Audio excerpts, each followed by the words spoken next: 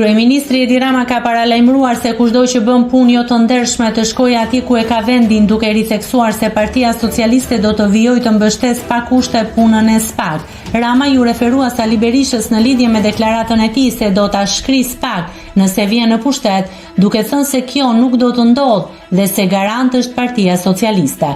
Pushteti politik nuk ka në dorë shpatën, tani ne duhet të ulim kokën për këtë. Përkundrazi, përtej të gjitha lajthitjeve e gabimeve, është një proces historik i domosdoshëm që do ta mbështesim deri në fund.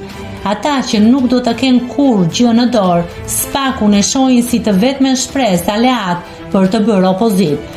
Bufi thot më 12 maj do ta shkrim. Jemi ne garantët për reformën në drejtësi dhe duhet të jemi shumë krenar për këtë gjë.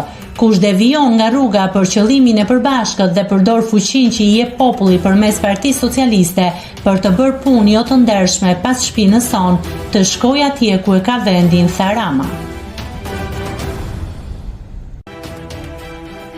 Nëse klikoni mbi butonin subscribe, do t'ju shfaqen të gjitha publikimet tona. Ju ftoj t'i bëni subscribe kanalit, të pëlqeni videot dhe të lini komentin tuaj.